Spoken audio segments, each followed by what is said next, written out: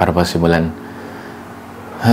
Alright guys, so how is everyone? I missed doing videos like this. I missed talking to the camera. It's been a while since ginawa ko talaga yun. I mean, ginagawa ko naman siya pero wala na talaga ako na-upload. And plus the fact na it's been a while since nag-upload talaga ako. I'm doing this video to address some issues, also yung mga questions ninyo na pumapasok sa aking Facebook page and YouTube channel, sa mga comments and so on. Medyo matagal lang ako din nag-upload. I think upload ko actually January siya or February. Pero like from January to now, hindi talaga ako nag-upload. And then there were some na nag-chat sa akin asking kung okay lang ako. Parang wala na daw sila nakikitang videos ko. And of course, na-appreciate ko talaga yun na nag-reach out kayo just to check on me kung kumusta ba ako. And also, some questions na about, let's say, for example, sa Medicare, about kung ano yung mga pinag-post ko and so on. So quick video update lang tayo today, guys. And firstly, address ko muna bakit di ako nag-upload. Last year, unfortunately, na sumatotal nawalan kami ng trabaho. And after a few months, actually, nung pangalawang City Clerk Sneaker Expo, kakastart ko lang sa bago kong work nun. And yung work na napasukan ko, hindi siya kagaya ng mga work na, or yung mga dati kong companies na napapasukan, which is medyo gamay ko na, alam ko na gagawin, alam ko na rin yung role ko. Medyo kaya ko nang tansyahin yung sarili ko when it comes to yung mga ganong klaseng company. However, yung bagong company na napasukan ko kasi is something super different. It's parang talagang hindi ko man in-expect na makapasok ako sa isang company na ganito. Although I'm proud na nakapasok ako and I'm proud to be part of the company. It's just that yung pagpasok ko doon talagang ubos na ubos yung brain cells mo, kakaisip. Kasi it's more of IT, engineering, automation. So, hindi ko siya 100% na linya, which is yung engineering and so on. So, baga talagang yun talaga yung nagpe-preoccupy ng isip ko. Unlike before na like during the day makakaisip lang ng content, ay itong gagawin natin. So ngayon talagang wala. Although yes, meron naman weekends, pero yung weekends na yun ginagamit ko talaga to de-stress kasi somewhat stressful yung trabaho sa part ko kasi I'm catching up. Honest to goodness, hindi pa kaya ng YouTube channel ko na sustentuhan yung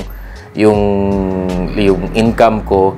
I mean, meron kita. Actually, kahit di ako nag-upload, meron pa rin talagang pumapasok na income from YouTube. So, I'm very thankful for that. Pero, it's just that it's not enough. Kaya, kailangan ko pa rin talaga mag-work. Kahit gusto kong i-full-time sana ang social media, I have my responsibilities sa family ko. So, I have to keep working. Next is, if you have been to the channel for like a while now, probably before pandemic or during pandemic ka nakapasok, siguro naabutan mo yung time na naghahanap na ako ng malilipatan na bahay. Like yung talagang bibili na ako ng sarili kong bahay. And since 2022, inaantay namin matapos yung bahay. And finally, this year, patapos na siya. Tagal? 2 years ba? 2 years? Almost 3 years. Finally, patapos na siya and hopefully, malapit na siya ma-turn over. Siyempre, medyo marami nang inaasikaso mga papeles. And of course, nagre-read in terms of budget ba. Siyempre, for me to run the sneaker channel, of course, you know that I have to buy sneakers para meron tayong ma-review, makakagawa tayo ng iba't ibang klaseng content about sneakers. Dahil dito sa malapit ng ma-turn over yung bahay, siyempre, mas na naig sa amin yung dapat mag-ipon muna para sa bahay na papasok or itong bahay na patapos na. Kasi of course, di mo na pwedeng tirahan yun na as it is, may renovations pa mangyayari and marami pang magiging gastos, I'm very sure. So talagang naghigpit muna kami ng mga savings namin ng wife ko para hindi muna gumastos. And of course, ako din naman, kumbaga parang pinigilan ko lang muna yung sarili ko na hindi muna bumili ng mga sapatos para at least meron akong ilalabas na budget para sa bahay. The sneaker culture, to be honest, it is what it is right now. Kung ano man yung market ng sneakers ngayon, ganyan talaga siya ngayon. Wala tayong magagawa. So, kumbaga talagang yung demographics ng sneaker, we have to admit na medyo nag-iba talaga siya. Pero ako, feeling ko darating talaga yung panahon na babalik at babalik. Kasi alam mo yung trend kasi. May trend dyan na mawawala, tas after a while, babalik na naman. So, para doon lang sa mga nangongolekta na sneakers, wala namang problema yun kasi at least you can buy your sneakers for retail or close to retail. It's just not like in 2018 when people are going crazy about Jordans. Pero kahit gano'n, ako naman parang nag-focus lang ako and binibili ko lang yung mga gusto ko na lumalabas recently. Apart from that, to be honest, syempre ang dami ko ring stress na pinagdadaanan. I'm trying to figure out things in terms of content. I'm trying to figure out what I'm gonna do next para mas mag-stand out kasi I've been doing YouTube since 2018, same style, same content. So I really want to switch it up as well. Doon ako at the moment hindi maka-decide at di maka-move forward. Kaya medyo, alam mo, instead na isipin ko siya ngayon, magdi-distress na lang ako. Kasi medyo stress din naman sa work. And at the same time, stress din naman because we have a family situation right now. My brother, yung eldest brother namin, recently suffered from a heart attack and stroke and ano pa ba? Pneumonia and shoot up yung diabetes niya. Sobrang grand slam talaga. Grand slam. Currently, as I'm recording this video, naka-confine pa rin siya sa hospital and it's been 3 weeks na.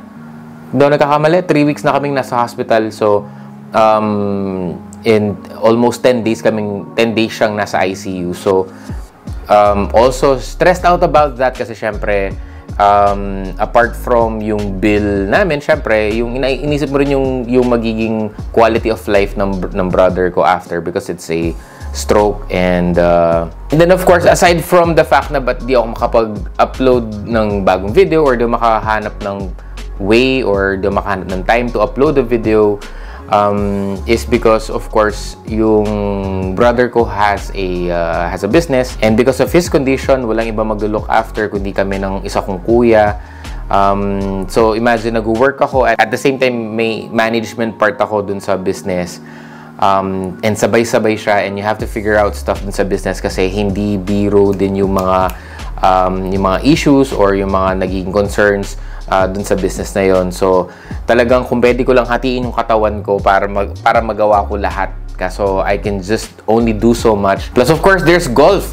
Basically, yung pinaka-quick release or quick stress reliever ko talaga is golf. Kagaya nga sinabi ko sa mga previous vlogs, kapag na-stress ako, talagang gusto ko lang pumalo ng bola para nire-release ko talaga yung stress ko. And at the same time, nare-refresh yung utak ko every time na pupunta ako ng golf course, maglalaro ko ng 18 holes. I must admit na walang talaga ako ng time sa vlog. And it doesn't mean na, especially sa mga nagpapatulong sa vlog, mga nag-reach out para mag-vlog sa mga kanya-kanya mga shops or and collab and so on. Actually, pumunta mga kami ng Hong Kong sa ComplexCon.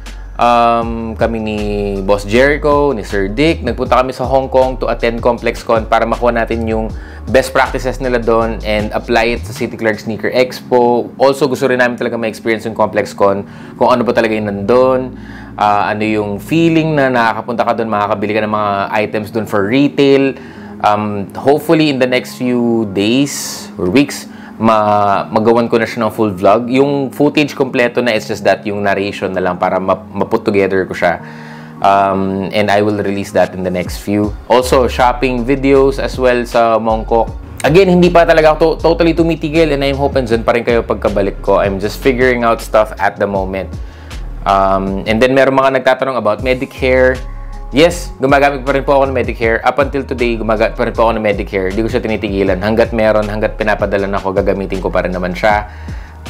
Medicare is yung ginagamit ko pampalabong ng buhok or pampatubo ng buhok ulit.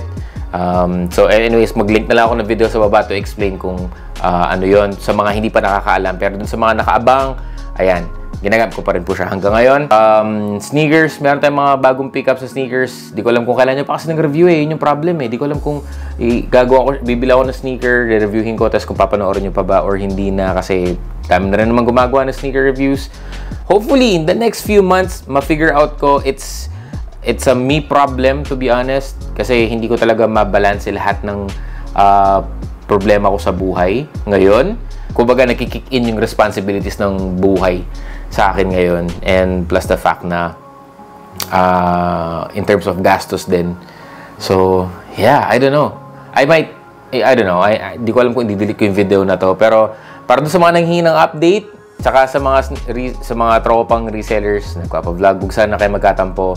And of course, sa mga patuloy pa rin nanonood, nagko-comment sa aking mga videos, maraming salamat. Upcoming na City Clark Sneaker Expo 3, imbitahan ko kayo, punta kayo SMX Clark, May 11. Okay, May 11 sa SMX Clark. Darating na naman si Boss Big Boy Sheng at magdadala siya ng mga sneakers niya up for gallery. Gallery yun. Kumbaga parang para makita natin ng mga rare and super expensive sneakers niya. At the same time, marami tayong mga merchants again. Meron tayong mga DJs, music, food, and at the same time, meron tayong paraffle. So, abang-abang ka lang dyan. Meron tayong paraffle na sneaker. Baka Travis Scott na yan. Either isang sapatos na mahal or cash. Basta pumunta ka doon. Alright, so the details will be on my Facebook page, Jello Pineda on Facebook.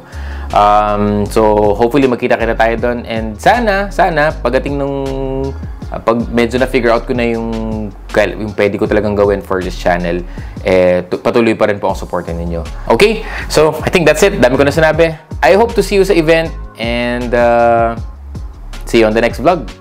Guys, magkita-kita na tayo ulit sa upcoming City Clark Sneaker Expo 3 sa SMX Convention Center, SM Clark on May 11, 2025. At ito ulit ha, marami tayong dadali ng sapatos. The Met 69 and Total Size and Full Day approved. Solid na hype sneakers mula sa personal collection. Pwede display ko doon ha. So kita-kits tayo. I love you. 69,000 times a day ulit ha.